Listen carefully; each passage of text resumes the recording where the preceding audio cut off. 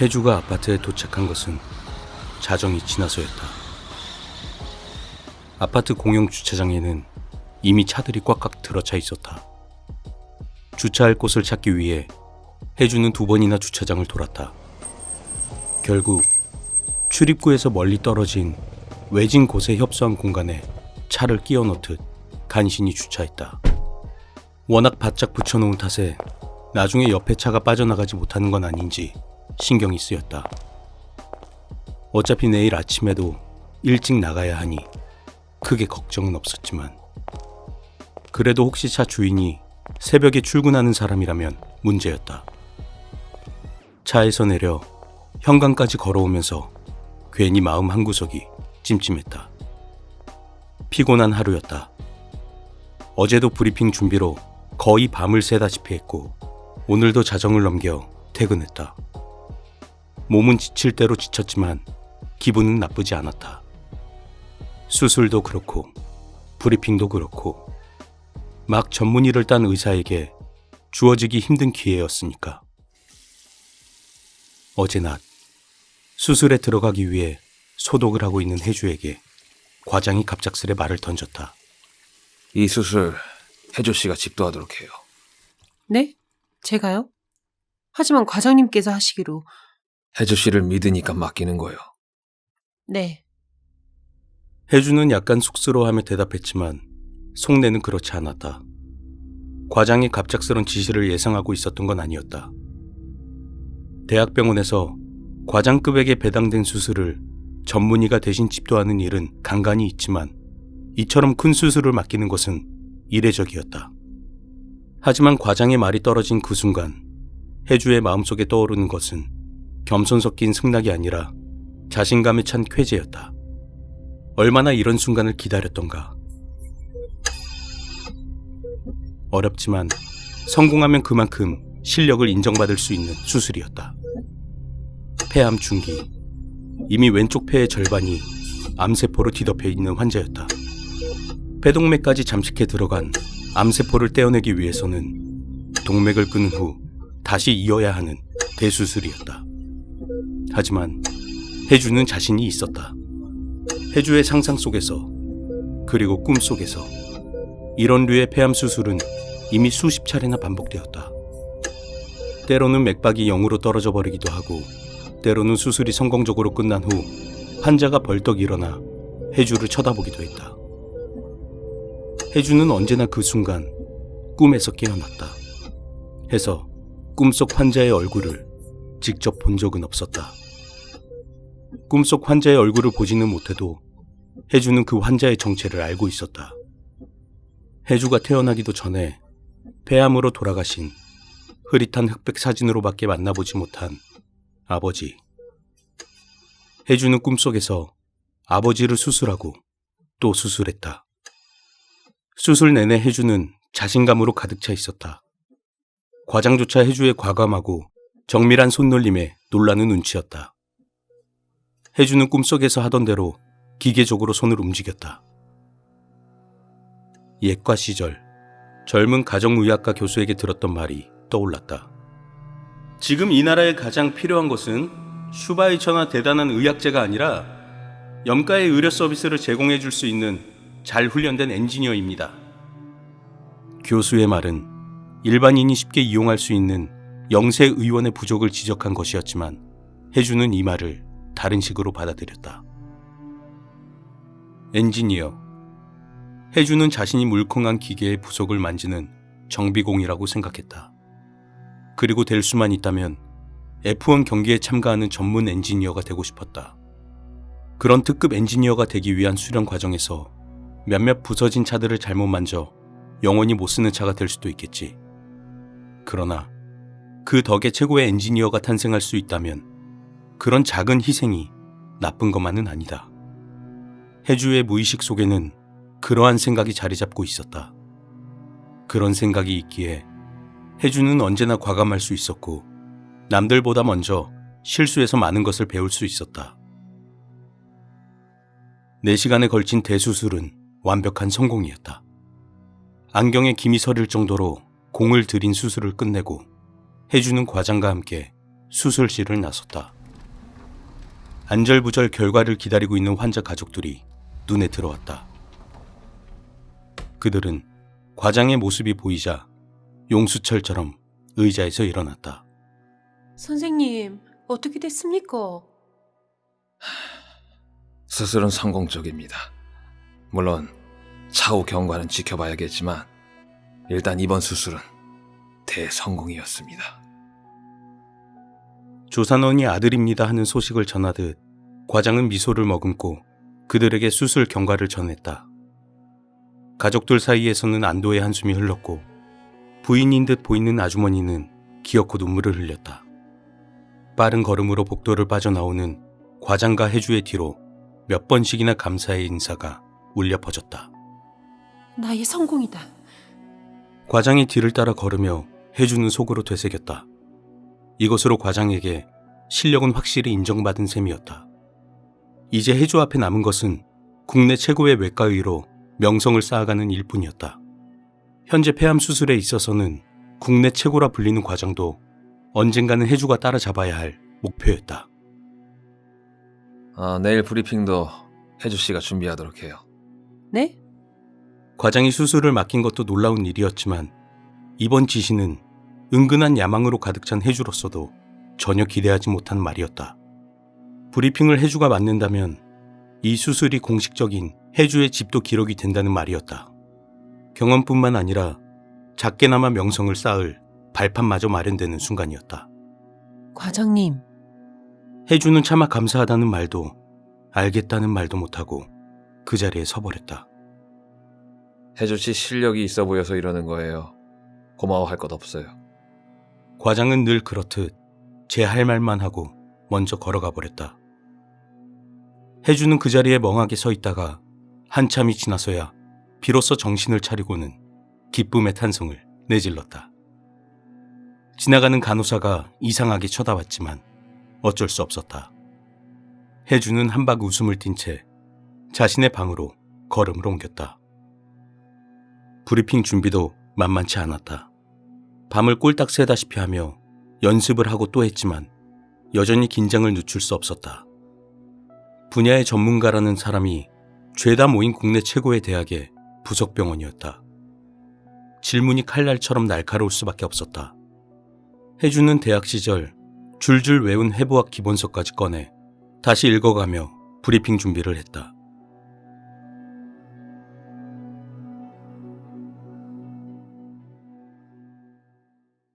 오늘 오전 정례 브리핑에서 해주는 성공적인 데뷔를 했다.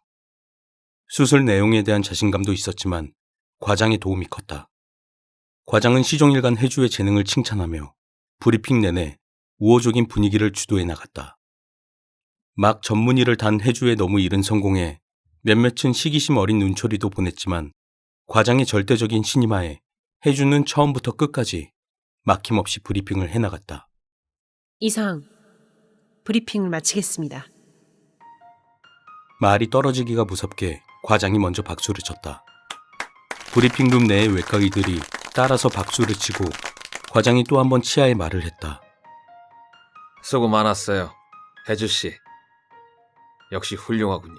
감사합니다, 과장님. 해주는 과장의 인정이 더할 나위 없이 기뻤다. 그 칭찬 한마디가 해주의 앞날에 빛을 던져준다는 의미도 있었지만 해주가 진심으로 과장을 존경하는 까닭도 있었다. 과장은 국내 외과 수술 방면에서는 전설이었다. 짧은 미국 유학 시절도 있었지만 과장은 거의 모든 수술을 독창적인 방법으로 성공시킨 입지전적 인물이었다. 해주 역시 그가 성공시킨 여러 수술들을 전문의 과정을 밟는 동안 수차례 목격했다. 해주가 과장을 존경하는 다른 이유도 있었다. 국내 최고 대학 부설병원의 과장이면서 국립보건원 연구이사, 거기에 보건원 산하폐암연구학회 회장까지 과장은 그야말로 국내 외과의학계의 노른자위를 모두 차지하고 있었다. 청빈한 학문적 성공만으로 만족할 생각이 추워도 없는 해주에게 과장은 이상적인 롤모델이었다. 과장의 인품 역시 존경의 대상이었는데 과장은 자신의 권력을 과시하거나 남용하는 법이 결코 없었다. 해주와 같은 실력 있는 후학에게 순순히 길을 열어주는 것만 보아도 과장의 인간됨은 이미 짐작할 수 있었다. 혜주는 차키를 가방 안에 넣으며 엘리베이터에 올랐다. 피곤에 찌든 몸이 오징어처럼 늘어지는 느낌이었다. 집에 들어가자마자 씻지도 않고 침대에 누워 자는 상상을 했다. 어쨌든 오늘 밤만은 세상 무슨 일이 있어도 혜주는 푹 자리라 다짐을 했다. 집 앞에 도착한 혜주는 뜻밖의 소포에 쏟아지던 잠이 달아났다. 갈색 크라프트지로 포장된 상자에는 보내니의 주소가 또박또박 적혀 있었다. 경남 밀양시 밀양대학교 석진규. 주소를 읽어나가는 혜주의 눈썹이 위로 올라갔다.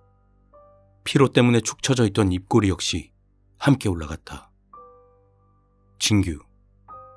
어린 시절 혜주와 한 동네에 살면서 초등학교를 같이 다녔던 친구였다. 혜주는 얼른 들어가 소포를 열어보고 싶은 마음에 서둘러 가방에서 집 열쇠를 찾았다. 가방 안에 이것저것이 들어있는 데다 마음까지 급하다 보니 열쇠가 도통 손에 잡히지 않았다. 한참 가방을 뒤적인 끝에 결국 키를 찾았지만 들뜬 나머지 열쇠를 구멍에 맞추는 일조차 쉽지 않았다. 문을 열고 혜주는 허리를 숙여 소포를 들어 올렸다. 뭐가 들었는지 약간 묵직한 느낌이 들었다. 혜주는 소포를 들고 서둘러 안으로 들어갔다.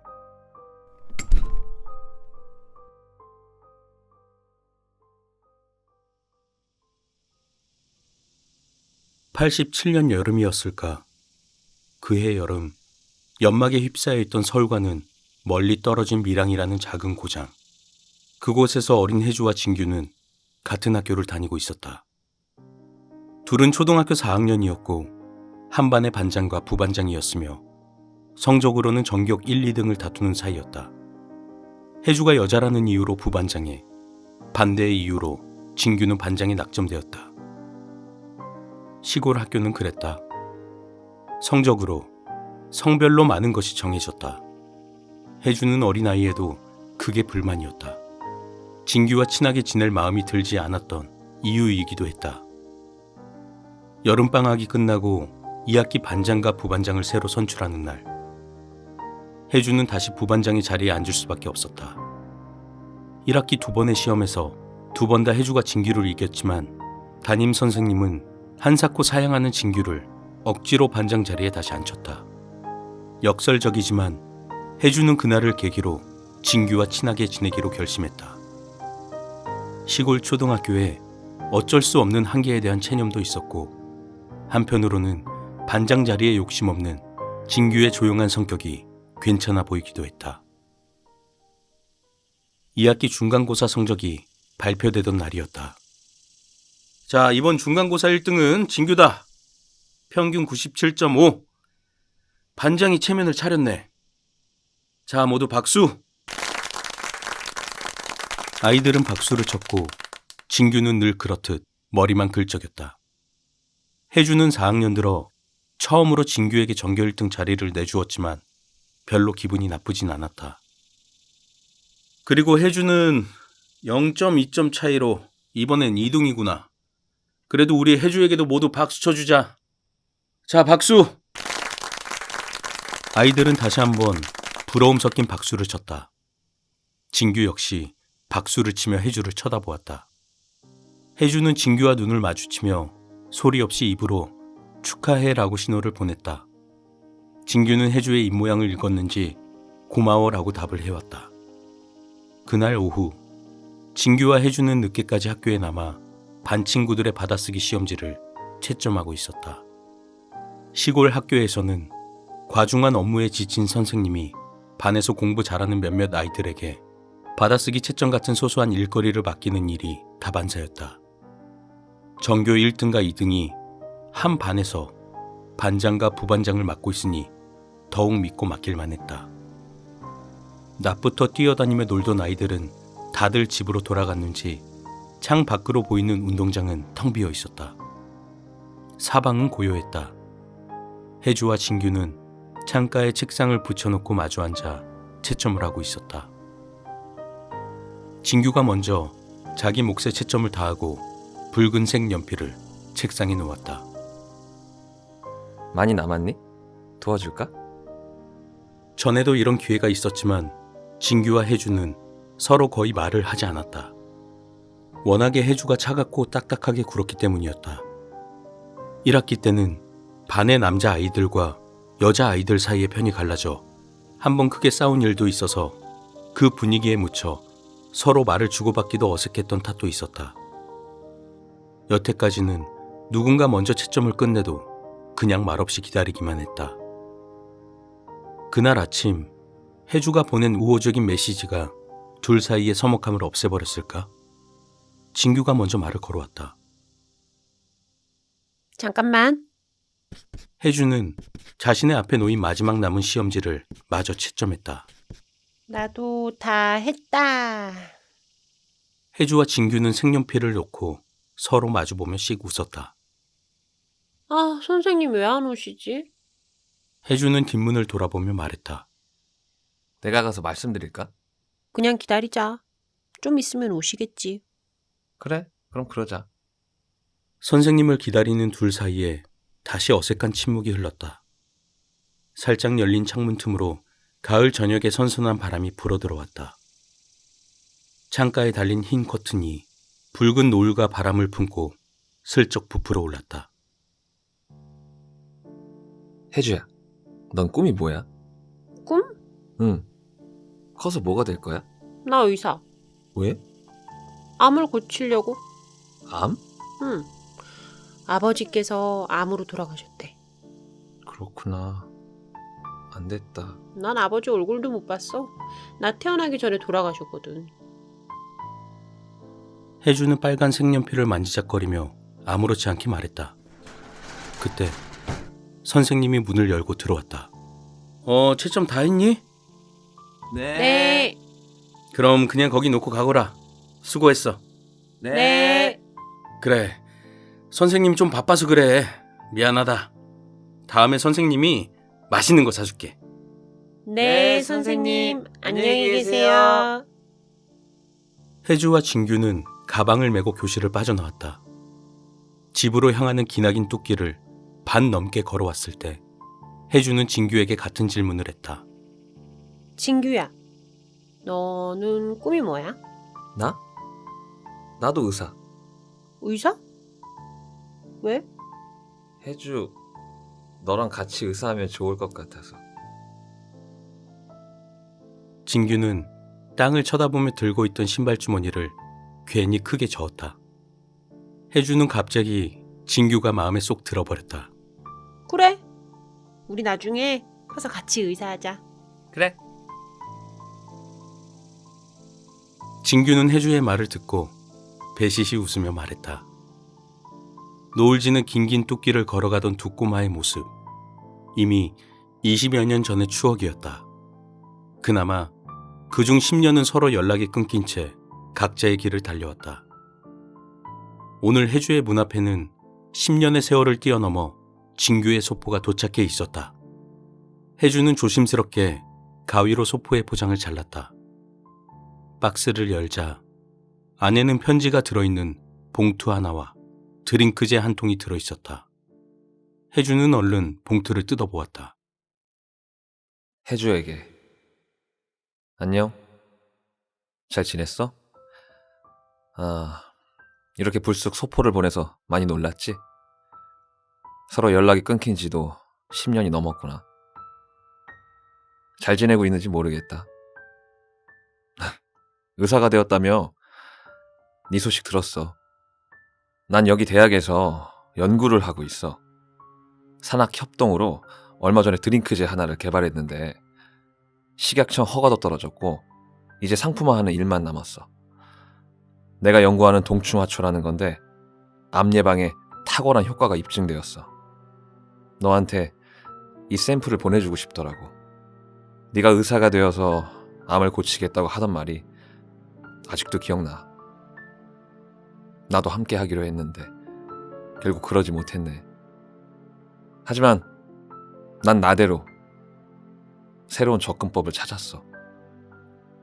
언제 한번 서로 만나서 얼굴 보고 이야기 나눴으면 좋겠다. 드링크 한번 마셔봐. 다음에 다시 연락할게. 안녕. 석진규 씀. 짧은 편지였지만 혜주에게 어린 시절의 감상을 불러일으키기에 충분했다. 20년 전의 약속을 지키기 위해 연구를 하고 있다는 진규의 편지에서는 그 시절 그 기나긴 뚝길의 냄새가 나는 것 같았다. 한편으로는 혜주 자신이야말로 아직 약속을 지키지 못한 것이 아닌가 하는 자책감이 들었다. 혜주는 드링크가 든 박스를 열었다. 시중에서는 보지 못한 박스였다. 안에 든 병에는 상표도 붙어있지 않았다. 판매되지 않은 시제품인 게 표가 났다. 뚜껑에만 동충하초라는 글씨가 쓰여져 있었다. 혜주는 한 병을 따서 꿀꺽 마셔버렸다. 쌉싸름한 맛이 나는 것이 시중에 파는 드링크 제품과 딱히 차별되는 건 없었다. 혜주의 휴대폰이 울린 것은 그때였다. 가방 속에 든 휴대폰을 찾느라 혜주는 가방을 죄다 털어야 했다. 허겁지겁 휴대폰을 열어 전화를 받았을 때 들린 목소리는 과장이었다. 혜주씨? 나 제 과장이요. 아, 네, 과장님. 이런 늦은 시간에 무슨 일로... 과장의 음성이 약간 떨리는 것처럼 들렸다.